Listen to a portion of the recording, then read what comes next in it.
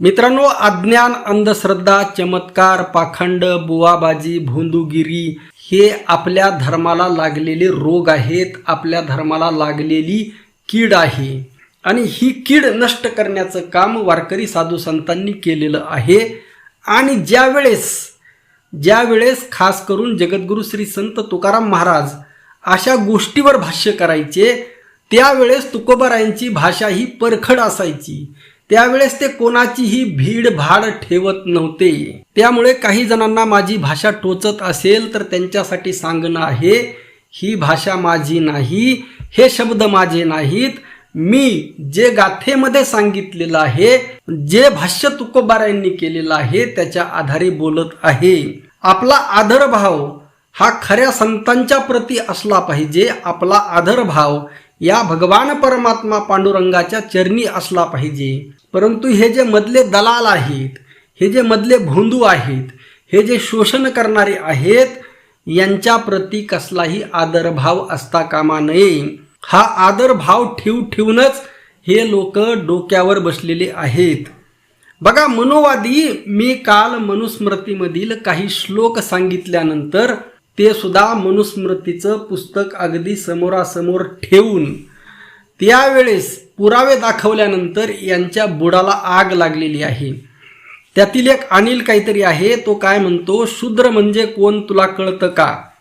मी जगद्गुरु श्री संत तुकाराम महाराजांचा अभंग सांगितला, शूद्रवंशी जन्मलो म्हणून दंभे मोकलिलो. म्हणजे त्या काळातील व्यवस्थेने तुकोबारायांना शूद्र ठरवलं आणि स्वतः तुकोबारायांनी हा अभंग गाथेमध्ये लिहिलेला आहे. अगदी त्या काळामध्ये छत्रपती शिवाजी महाराजांचा सुद्धा राज्याभिषेक नाकारला होता.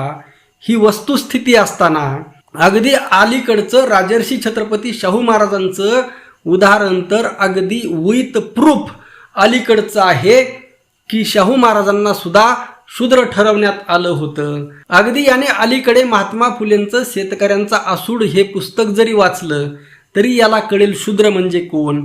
परंतु हा काय म्हणत आहे, शूद्र म्हणजे कोण तुला कळतं का? शूद्र म्हणजे सेवेकरी, ब्राह्मण सुद्धा सेवाच करतो म्हणून ब्राह्मण सुद्धा शूद्रच आहेत. अरे भावड्या, एखाद्या शंकराचार्यांकडे तू जा आणि त्यांना विचार शूद्र म्हणजे कोण, ब्राह्मण म्हणजे कोण. त्यावेळेस तुला त्याचा अर्थ कळेल. उचलली जीभ आणि लावली टाळ्याला. त्यामुळे मित्रांनो, हा 1 नंबरचा भामटा दिसत आहे. याच्या मनुस्मृतीची पोलखोल झाल्यामुळे हा बरळू लागला आहे, लक्षात घ्या. आणि मनुस्मृतीमध्ये कशा पद्धतीने, लक्षात ठेवा, काय श्लोक आहे, 5व्या अध्यायातील श्लोक आहे. मनु महाराज के अनुसार 4 विशिष्ट अवसरों मधुपर्क, यज्ञ, श्राद्ध और देव पूजा पर पशुओं को मारने का प्रावधान है, किसी अन्य अवसर पर नहीं. म्हणजे धार्मिक विधीमध्येच, धर्मामध्येच पशुबळी आहे, पशुला मारण्याचं आहे.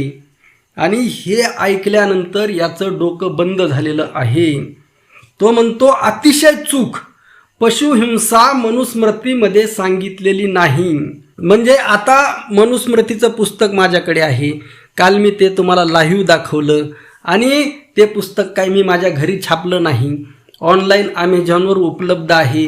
तुम्ही सुद्धा ते आणून वाचू शकता. आणि असं असताना हा जर खोटं म्हणत असेल तर याच्या बुद्धीची कीव येते. या भामट्याने एकदा अश्वमेध यज्ञ किंवा भारतीय विवाह संस्कृतीचा इतिहास हे पुस्तक एकदा वाचावं. विका राजवाडे यांनी लिहिलेलं आहे. विका राजवाडे ब्राह्मण आहेत, त्यांनी लिहिलेलं पुस्तक आहे. एकदा वाचा. धर्मामध्ये कशा पद्धतीची हिंसा, पशुबळी आलेलं आहे. अगदी यज्ञामध्ये यांनी इतके पशु पहिले याच्या अगोदर मारलेले आहेत. लक्षात घ्या, वारकरी साधू संतांनी यज्ञ संस्कृती का नाकारली, याच्या मागचं हे कारण आहे. कारण यज्ञ संस्कृतीचा उगम हा पशु हिंसेतून झालेला आहे. आणि हे सगळे संदर्भ, हे सगळे पुरावे धर्मग्रंथामध्ये उपलब्ध असताना हे नाकारण्याची हिंमत का करतात माहिती आहे का? कारण 99% आमचा बहुजन समाज मूळ पुस्तकं, मूळ संदर्भ वाचत नाही. आणि आम्ही एवढं ठामपणे का वाचतो? कारण तुम्ही सुप्रीम कोर्ट नाही, पार युनायटेड नेशनच्या कोर्टामध्ये जरी गेलात तरी आमच्याकडे प्रूफ आहेत, पुरावे आहेत, त्यामुळे अगदी आम्ही ठामपणे बोलतो. बघा हा काय म्हणत आहे, पशुबळी तर अजिबात मनुस्मृतीमध्ये नाही, चुकीचं भाषांतर केलं आहे, अर्थ फार वेगळा आहे. समजत नसेल तर मनुस्मृतीचा अर्थ चुकीचा सांगत जाऊ नको आणि विष पसरवू नको.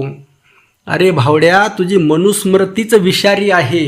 अजून भरपूर मी आता दर 2-3 दिवसाला मनुस्मृतीमधले काही श्लोक त्याचे अर्थ सांगणार आहे. जगातील इतका विकृत, इतका विषमतावादी लक्षात ठेवा, आणि खास करून येथील बहुजन समाजाला ज्याला शूद्र ठरवलं गेलं त्याच्यावर कशा पद्धतीने अन्याय अत्याचार करणारे कायदे आहेत हे तुम्हाला मी विथ प्रूफ सांगणार आहे, आणि ही मनुस्मृती उपलब्ध आहे. आता मित्रांनो, दुसरा एक प्रश्न आहे अजून एक जणाचा. तो म्हणतो, महाराज हिंदू धर्मावर आक्रमण होत आहे किंवा झालंय अशी तुमची कधी खात्री होईल? अरे बाबा, हिंदू धर्मावर आक्रमण होत आहे हे मी कालच्या व्हिडिओमध्ये मान्य केलेलं आहे. याच्या अगोदर सुद्धा एक 8 दिवसापूर्वी मी व्हिडिओ बनवलेला आहे आणि त्यामध्ये सुद्धा सांगितलेलं आहे हिंदू धर्मावर आक्रमण होत आहे, हिंदू धर्म संकटामध्ये आहे, ही माझी खात्री झालेली आहे. परंतु मी असे प्रश्न उपस्थित केलेले आहेत की तुमच्यासारखे लोक ज्यांना असं वाटतं हिंदू धर्मावर आक्रमण होत आहे, हिंदू धर्म संकटामध्ये आहे, हिंदूंनी एकत्र आलं पाहिजे, आणि बघा असे हिंदू हिंदू करणाऱ्या हजारो प्रोफाईल ज्या फेसबुकवर आहेत, लक्षात ठेवा त्यातील बऱ्याचशा ओरिजिनल आहेत, काही फेक आयडी असतील. या सगळ्यांनी मागच्या काळामध्ये कशा पद्धतीने मराठा समाजाची बदनामी केली मराठा आंदोलनाच्या टायमाला, हे लोक कशा पद्धतीने प्रशांत कोरटकरला ज्याने छत्रपती शिवाजी महाराजांचा अपमान केला, शिव्या दिल्या, त्याला सपोर्ट करत होते, त्याच्या विरोधामध्ये ब्र शब्द काढले नाहीत. लक्षात ठेवा, म्हणजे हिंदू एक होण्यासाठी तुम्हाला शिवाजी महाराजांची बदनामी करावी लागत असेल, लक्षात ठेवा, तुम्हाला शिवाजी महाराजांना शिव्या देण्याची तुमच्यावर जर वेळ येत असेल तर मग आम्ही तुमच्यामध्ये कसं सामील होणार हा खरा प्रश्न आहे. कारण तुमच्या हिंदुत्वापेक्षा आमचे शिवाजी महाराज नक्कीच मोठे आहेत, हे लक्षात घे. अगोदर तुम्ही शिवरायांची बदनामी बंद करा, शिवरायांचा खोटा इतिहास सांगणं बंद करा, आणि मग आम्ही एकदम खुल्या दिलाने, आमची अगदी छोटी अट आहे, दुसरी तिसरी कसलीच अट नाही आमची अट एकमेव आहे, छत्रपती शिवाजी महाराज, महात्मा फुले, शाहू महाराज, बाबासाहेब आंबेडकर यांची बदनामी बंद करा. आम्ही लगेच तुमच्या हिंदुत्वाच्या प्रवाहामध्ये सामील आहोत, कारण आमच्यासाठी शिवराय महत्त्वाचे आहेत. बघा, तिसरा एक प्रश्न आहे त्या अनिलनेच उपस्थित केलेला. तू जे मनुस्मृतीचे श्लोक वाचतो आहेस ते प्रक्षिप्त आहेत, मेकॉलने आणि परत आणखी कुणीतरी भेसळयुक्त आहे.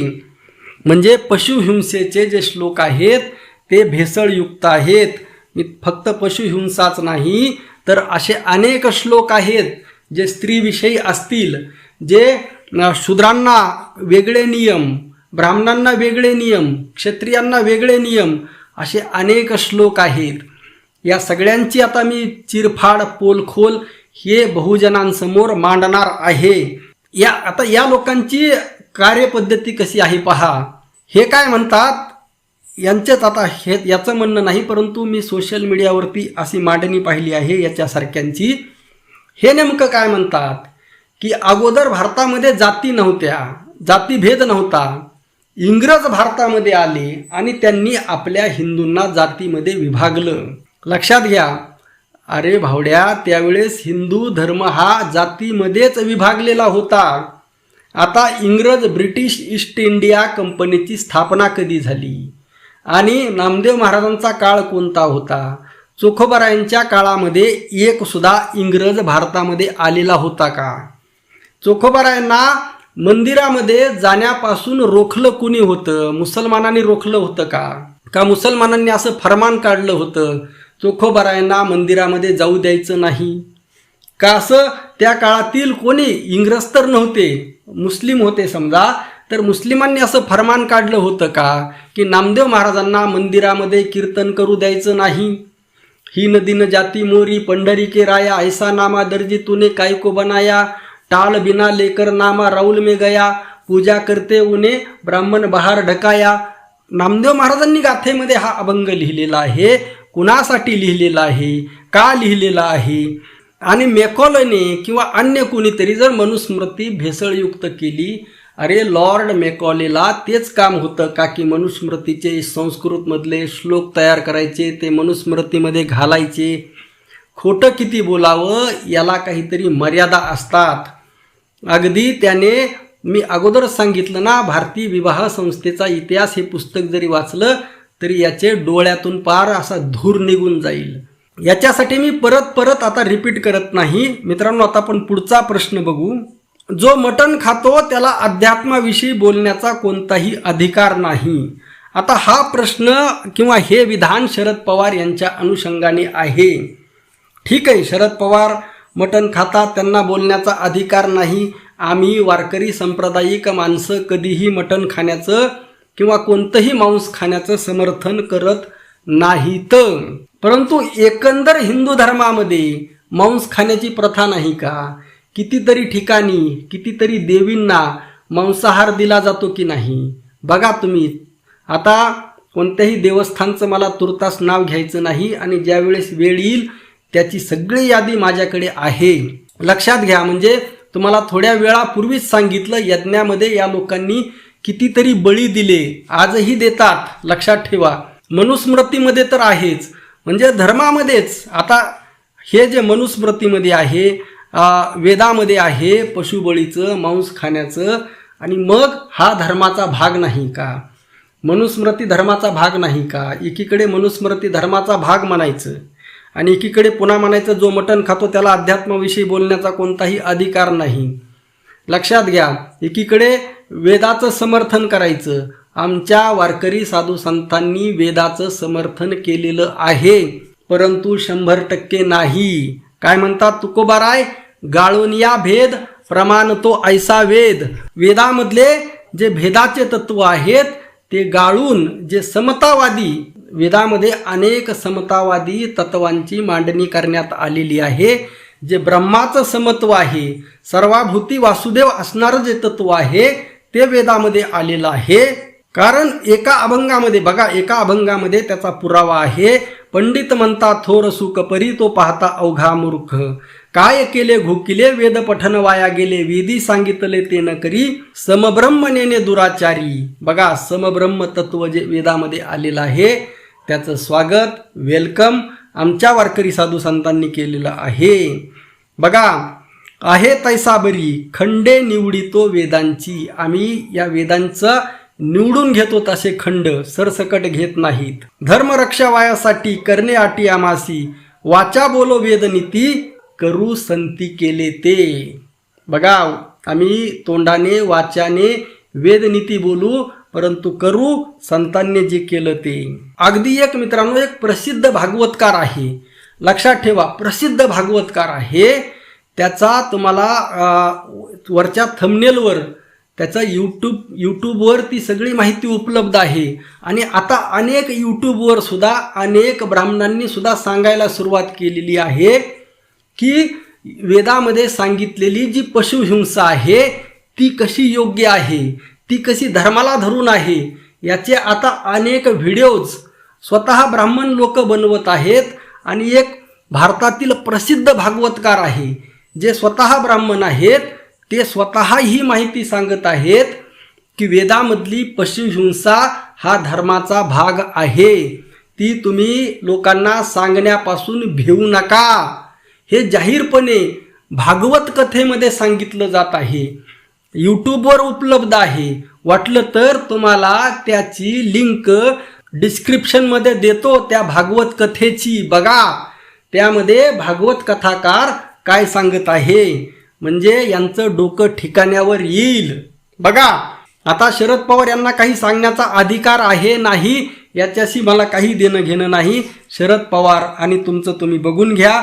मी तुम्हाला अगोदरच सांगितलं की मी आतापर्यंत कोणत्याही नेत्याच्या दारामध्ये गेलेलो नाही, जाणार नाही. मित्रांनो, शेवटची एक कॉमेंट आहे, हिंदू धर्म टिकला तर संप्रदाय कुठलाही असू द्या तो व्यवस्थित राहील, नाहीतर धोतर सोडून पळावं लागेल. त्याच्यासाठी तेच उत्तर आहे. अरे बाबांनो, मग त्यासाठी तुम्ही शिवरायांना शिव्या देणार का? आणि तुमच्या या हिंदुत्वासाठी जर आमच्या शिवरायांना शिव्या भेटत असतील, आमच्या शिवरायांची बदनामी होत असेल, आमच्या शिवरायांचा खोटा इतिहास सांगितला जात असेल, तर ते हिंदुत्व आम्हाला अजिबात मान्य नाही. मित्रांनो, असे अनेक विषय आहेत. तुमच्या मनातही जर काही प्रश्न असतील आणि मी जे बोलत आहे त्याची 100% जबाबदारी घेऊन बोलत आहे, विथ प्रूफ बोलत आहे. विदाऊट प्रूफ, विदाऊट पुरावा मी माझ्या तोंडातून कधीही एक शब्दही काढत नाही. तुम्ही म्हणता हा मी म्हणत आहे, मीपणाचा अहंकार झाला का? अहंकार वगैरे नाही. ही एक नैतिक जबाबदारी आहे. आपण बोललं तर तसं तोललं पाहिजे. ते पुरावे आपल्याकडे असले पाहिजेत. काहीतरी तोंडाला येईल आणि काहीतरी बोलायचं, अशा बोलण्याला अर्थ नसतो. आपलं बोलणं हे पुराव्यासहित असलं पाहिजे, संदर्भासहित असलं पाहिजे. लोकांची दिशाभूल होता कामा नये. या अर्थाने माझ्या तोंडातून मी हे शब्द निघत असतील. बाकी माझं जीवन फक्त आणि फक्त तुकोबारायांसाठी आहे. रामकृष्ण हरी. जय जगद्गुरु, जय शिवराय, जय भीम.